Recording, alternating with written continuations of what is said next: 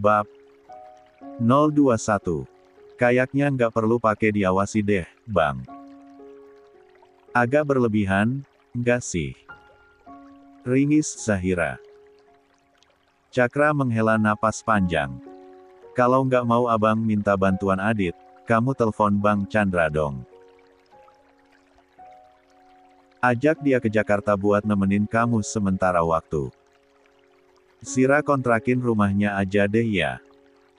Sepertinya itu jauh lebih baik menurut Zahira daripada dijaga Aditya atau meminta Chandra untuk ke Jakarta. Ngapain dikontrakin, sih? Kalau cuma sekadar menghindar dari si kadal buntung, abang rasa itu nggak perlu. Palingan, bulan depan udah pindah mereka dari rumah sebelah.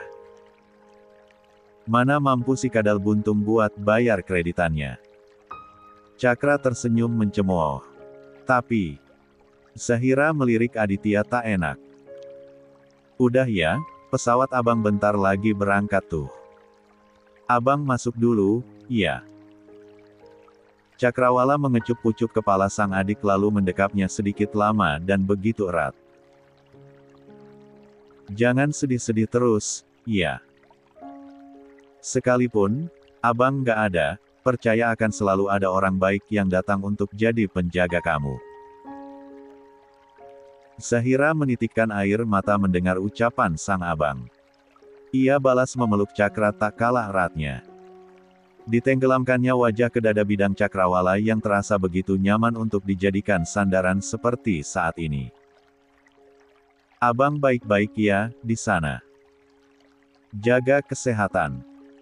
Jangan sampai sakit. Jangan sampai terluka. Kalau dapat sinyal, hubungin adek cepat-cepat. Ya. Lirik Zahira dengan suara serak. Entah kenapa, firasatnya tiba-tiba mendeteksi sesuatu yang tak enak. Namun, Zahira tak tahu penyebabnya apa. Iya. Adek juga baik-baik di sini, iya. Kalau ngerasa kesepian, nggak ada teman, pulang aja ke Sulawesi. Di sana keluarga kamu masih bertebaran, Dek. Puang Arsyad sama Puang Ani, juga pasti rindu berat sama kamu. Mereka akan selalu menerima kamu dengan tangan terbuka karena kamu anak kesayangan mereka. Zahira mengangguk seraya mengusap air matanya. Sejujurnya, dia juga rindu kepada paman dan bibinya itu. Walau bagaimanapun, Puang Ani adalah sosok ibu yang menggantikan peran almarhumah ibu mereka merawat Zahira begitu ia dilahirkan. Tak mudah melepas semua kenangan indah yang dulu pernah ada. Hanya saja, nyali Zahira terlalu kecil untuk menghadapi badai amarah Chandra yang terlalu besar.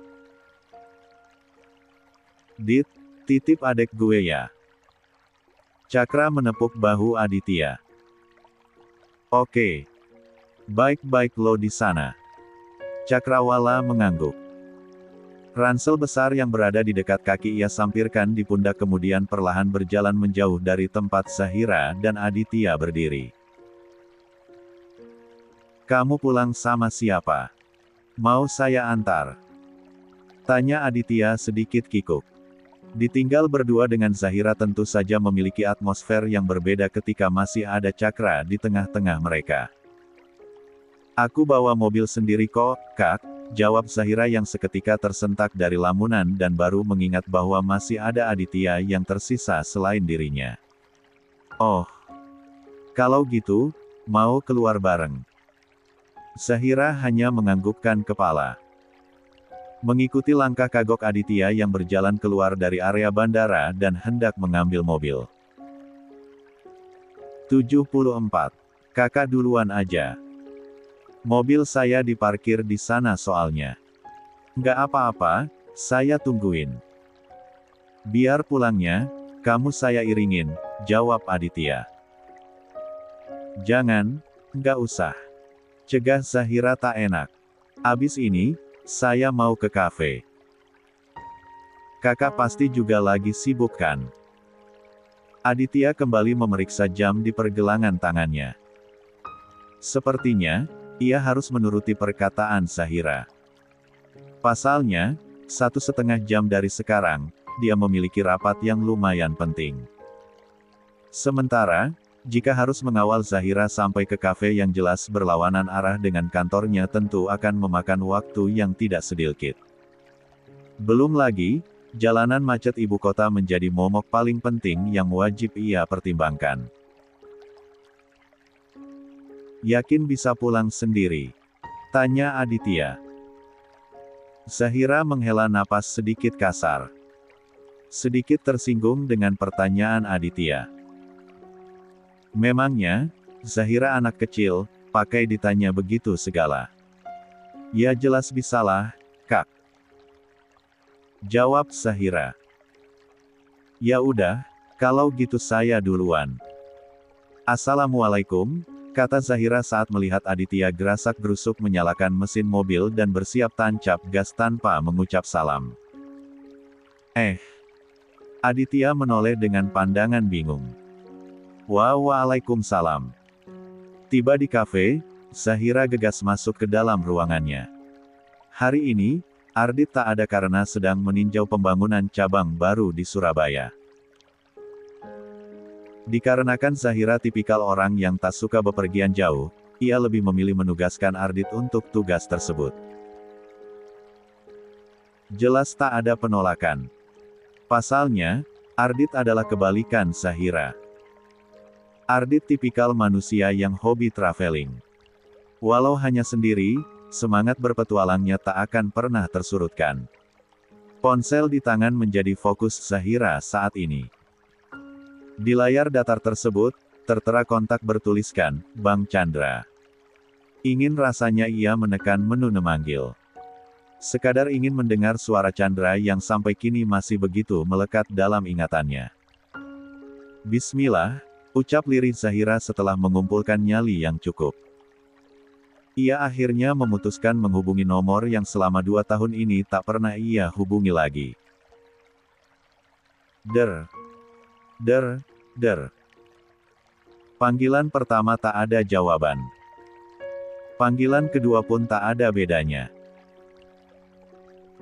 Hingga pada dering keempat, ketika putus asa mulai menyambangi, terdengar suara yang begitu Zahira ingin dengar akhir-akhir ini. Halo, Assalamualaikum.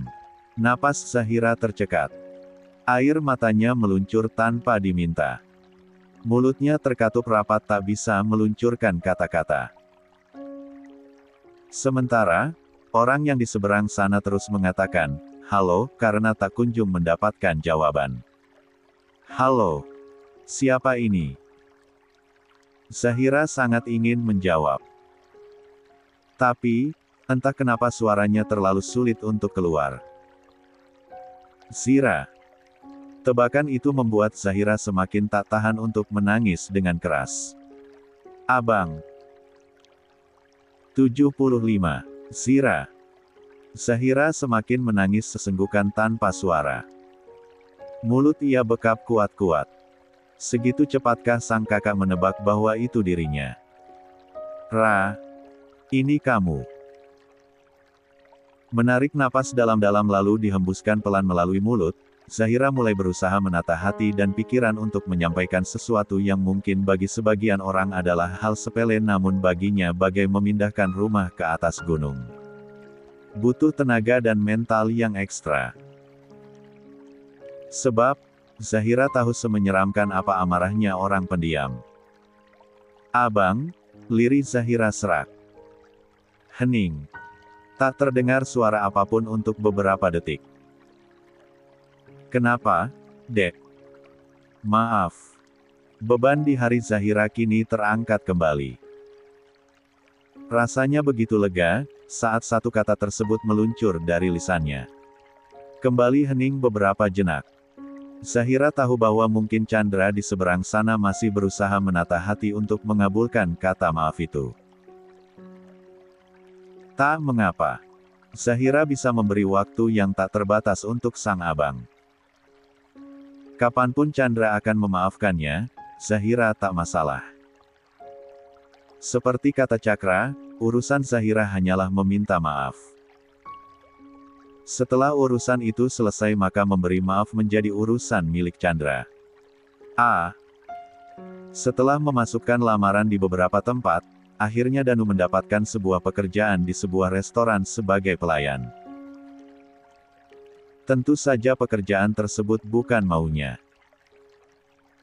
Namun, karena tak satupun perusahaan besar yang mau menerima dia karena rekam jejaknya yang tidak baik, terpaksa Danu harus berpuas diri dengan satu-satunya pekerjaan yang kini ia dapatkan.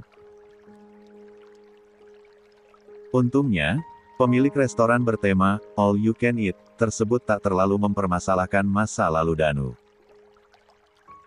Ia hanya meminta Danu untuk tidak menarik perhatian berlebih dari para pengunjung agar orang-orang yang datang tidak mengenalinya. "Terima kasih banyak karena Bapak mau berbaik hati menerima saya," ucap Danu senang. Walau hanya pelayan resto, setidaknya ia akan punya pemasukan untuk memenuhi kebutuhan keluarga. "Ya, sama-sama. Saya harap Mas Danu bisa lebih memperbaiki diri dan tidak mengulang kesalahan yang sama di masa depan." Lelaki berusia 54 tahun tersebut tersenyum dan menepuk bahu Danu. "Boleh saya tahu, kenapa Bapak mau menerima saya?" tanya Danu penasaran. Pasalnya, sudah beberapa tempat ia datangi, mulai dari perusahaan besar, menengah hingga usaha-usaha kuliner seperti ini, namun semua menolaknya dengan alasan yang sama. Video viral. Pak Abram, pemilik restoran cepat saji tersebut kembali melempar senyum. "Dulu, saya juga pernah mengkhianati istri saya dan digerebek warga seperti kamu. Keluarga pergi, pekerjaan pun ikut menghilang. Semua yang dulu saya banggakan, langsung musnah dalam sekejap mata." Pria tua itu tertunduk sejenak. "Parahnya lagi, di saat saya benar-benar terpuruk, perempuan yang saya anggap sebagai ratu, yang bahkan menjadi alasan saya mengkhianati istri saya justru ikut pergi. Dia tak mau hidup miskin. Maka dari itu, dia memilih kabur bersama pria yang jauh lebih kaya dari saya. Dan, butuh waktu 10 tahun untuk saya hingga bisa bangkit seperti sekarang dan bisa kembali memenuhi tanggung jawab saya sebagai ayah walaupun tak bisa lagi." 76. Kembali berkumpul bersama mereka. Mungkin, orang lain tidak akan memberi kamu kesempatan kedua untuk membuktikan diri. Tapi, saya akan memberinya. Karena sejatinya, saya melihat diri saya yang dulu pada diri kamu, dan, saya harap, Mas Danu jangan mengecewakan kepercayaan saya ini. Tutup Pak Abram sambil menghirup napas dalam-dalam. Danu pulang dengan perasaan lega. Meski separuh hati masih belum sepenuhnya ikhlas menerima pekerjaan tersebut, namun setidaknya ia punya jaminan untuk hidupnya dan keluarganya ke depan. Perihal akan kekurangan atau tidak, itu bisa diurus nanti. Di benak Danu bahkan sudah terlintas ide untuk men-take over saja rumah yang mereka tinggali kini dan mencari kontrakan yang jauh lebih kecil dan jelas murah. "Assalamualaikum," teriak Danu setelah menutup rapat pagar rumahnya. "Waalaikumsalam," jawab Bu Rahimah dari dalam rumah. Danu melepas sepatu dan meletakkannya di rak yang berada di belakang pintu. Sambil melonggarkan dasi yang sedari tadi pagi mencekik leher, ia menghenyakan bokong di ruang tamu yang masih belum memiliki furnitur apa-apa. "Nu, udah pulang?" sapa Bu Rahimah sumringah. "Gimana? Dapat nggak?" Tak lama berselang, Nola ikut bergabung setelah nyaris setengah hari hanya berdiam diri di dalam kamar tanpa melakukan apa-apa. Melihat kedatangan sang menantu, Bu Rahimah sontak mencebik kesal dengan tatapan sinis tak suka. "Gimana, Mas? Kamu diterima kerja kan?" buru Nola antusias. Danu langsung menghela napas panjang. Jengah, melihat kelakuan ibu dan istrinya. Tak adakah yang sedikit peka dengan kondisi Danu yang baru saja tiba setelah berpanas-panasan mencari kerja di luar sana. Bisa tolong ambilkan Mas air minum dulu. Mas capek, Beb. Nola langsung nyengir menyadari ketidakpekaannya. Maklum saja, sejak pernikahannya yang pertama sampai sekarang bersama Danu, Nola tak pernah membiasakan diri untuk melayani kebutuhan suami. Sigap, perempuan hamil tersebut menuju ke dalam untuk mengambil air minum. Ini, Mas. Nola meletakkan segelas air putih di hadapan Danu sekembalinya dari dalam. Terima kasih, ucap Danu sembari meneguk air putih tersebut hingga benar-benar tandas. Jadi gimana, Mas? Kamu diterima kerja, kan? Tanya Nola begitu antusias. Bola matanya berbinar cerah. Berharap besar, Danu mendapatkan pekerjaan mapan seperti dulu lagi. Iya, Mas sudah diterima kerja. Yang benar, Mas. Jadi apa? Manajer lagi, kan? Buru Nola yang terlampau senang mendengar kabar baik tersebut. Bu Rahimah pun tak kalah antusiasnya. Ia memegang lengan sang anak, menuntut penjelasan mendetail. Bener kamu jadi manajer lagi, Nu? Tanyanya. Kalau bukan manajer, memangnya kenapa? Cicit Danu penasaran. Entahlah. Ide bertanya seperti itu mendadak terlintas begitu saja di benaknya. Kalau bukan manajer, itu artinya kamu kerja nggak ada gunanya, Mas. Gaji manajer aja, susah buat mengcover seluruh kebutuhan kita. Apalagi kalau bukan, cetus Nola dengan bibir mengerucut. Iya, Nu. Ibu juga nggak setuju kalau kamu bekerja bukan sebagai manajer lagi. Apa nanti kata orang-orang? Belum lagi keluarga kita di kampung. Ibu pasti diolok-olok kalau kehidupan kita nggak sewah dulu lagi. 77. Mendengar jawaban dari kedua wanitanya, Danu jadi bimbang sendiri. Haruskah jujur atau justru berbohong? Jadi, kamu diterima kerja sebagai apa, Mas? Manajer atau di atasnya manajer lagi? Desak Nola penasaran. Pelayan restoran, jawab Danu tertunduk. Apa? Pekik Nola dan Bu Rahimah secara bersamaan. Ibu nggak salah dengarkan, Nu. Kamu lagi ngelawak ya, Mas? Jangan gitu, ah. Nanti kalau aku jantungan, gimana? Imbu Nola sambil tertawa sumbang. Maafkan Danu, Bu. Maafkan Mas, Beb. Hanya itu satu-satunya pekerjaan yang bisa aku dapatkan untuk saat ini. Di tempat lain, nggak ada yang mau menerima aku karena kasus video viral itu, jawab Danu dengan jujur. Arggh. Aku nggak mau, Mas.